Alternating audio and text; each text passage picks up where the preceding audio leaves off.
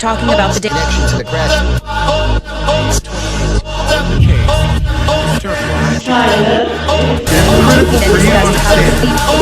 Cameron Herrin has been addressing Cameron directly several times. It is critical for you to understand.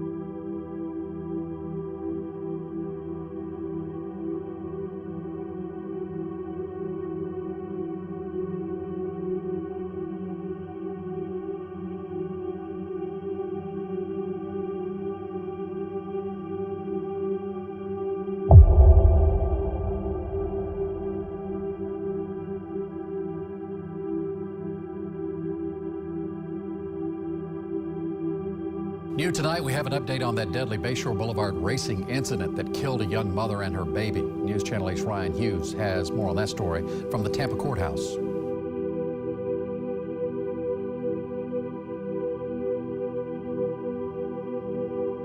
Herrin, his brother Cameron, and John Baranu are accused of street racing last May. The older Herrin and Baranu were behind the wheels of their cars as Jessica-Raubenolt and her little girl Lilliya crossed Bayshore Boulevard when they were hit by this Ford Mustang. Both died.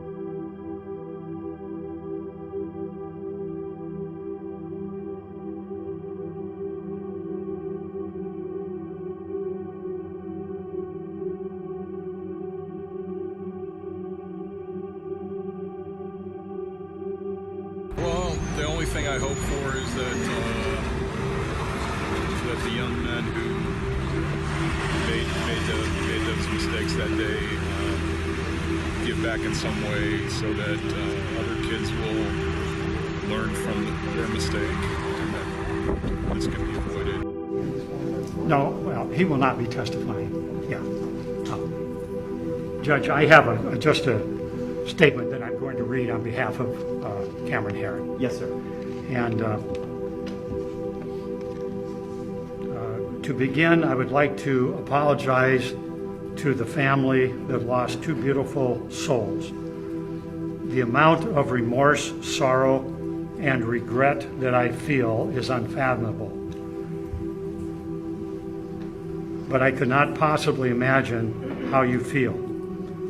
I know that nothing can be done to turn back the clock, but I will and would do anything in my power to fix it.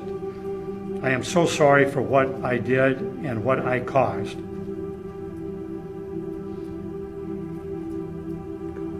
What is it?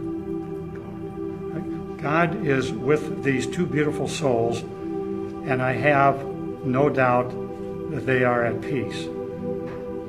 I had my last faith before the accident. I had lost, I'm sorry, Judge, just a little hard reading with the mask yes, fogging up a bit.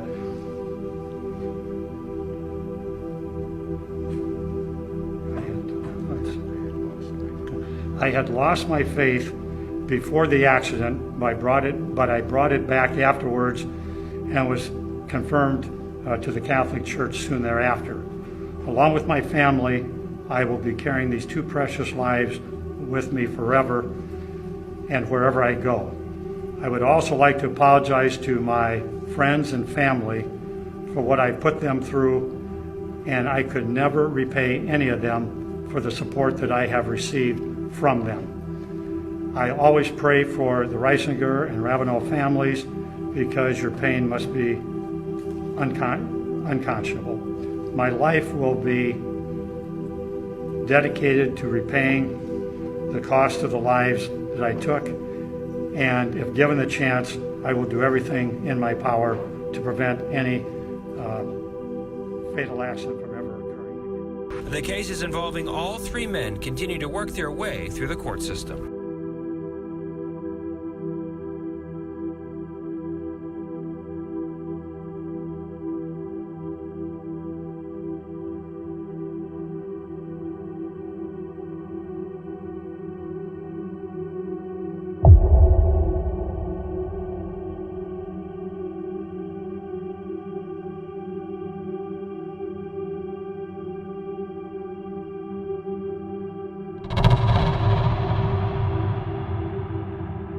Because of your existence,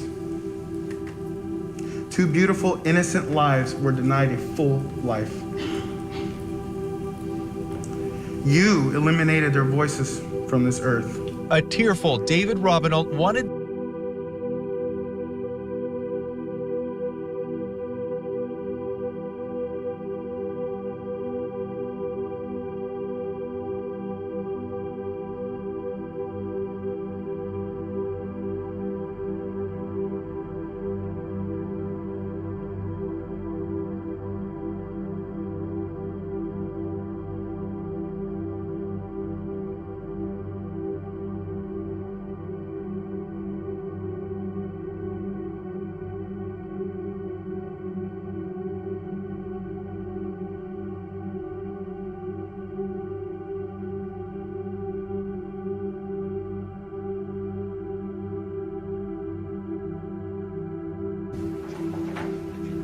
Good evening, everyone. Is the state ready to proceed? Yes, Your Honor. Is the defendant ready to proceed? Yes, Your Honor. Sorry, it took me a little bit longer than anticipated, but there was a lot of information to consider.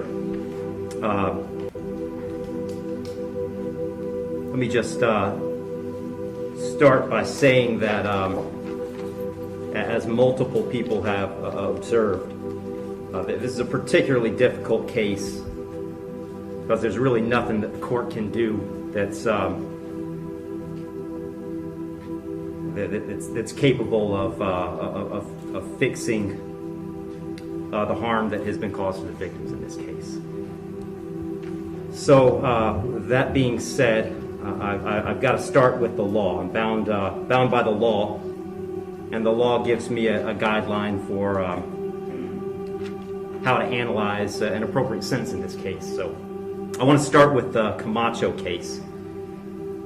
It's really the first thing I need to address is whether or not the court's going to depart from the minimum in this case, which is 222 months or approximately 18 and a half years in the Florida State Prison as a minimum.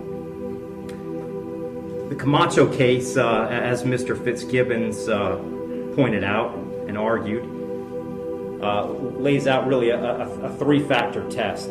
Is there a valid legal basis for departure? Is there competent substantial evidence that the facts support an application? Do the facts apply to the departure basis that is being asserted?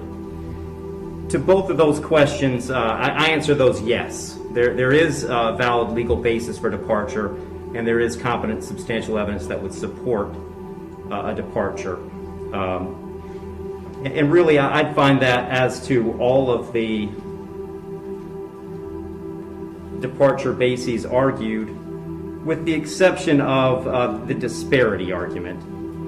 I'll just comment on that one for a moment. The defendant has argued that an available basis for departure is the disparity between the guidelines and the sentence that Mr. Barano got.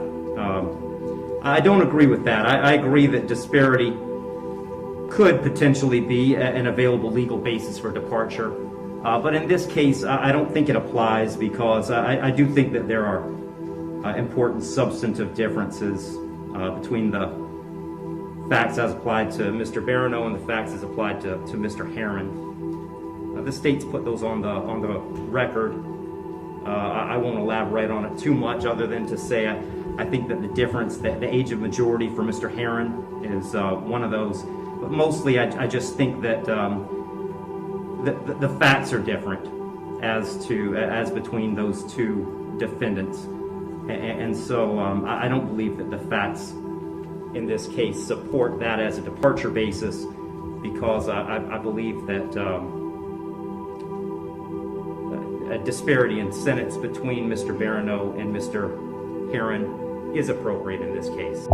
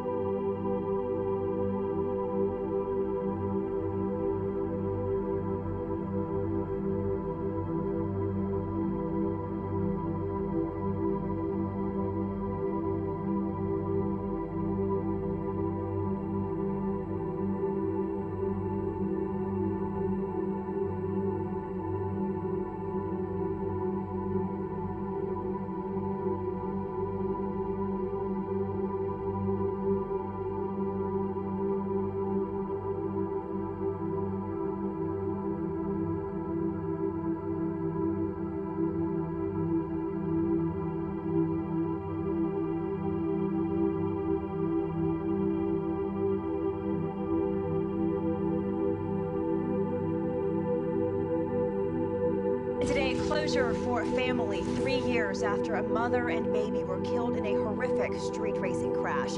They were just trying to cross Bayshore Boulevard when they were hit and killed. And now one of the drivers will learn how long he will be in prison, and he was just a teenager at the time of this crash.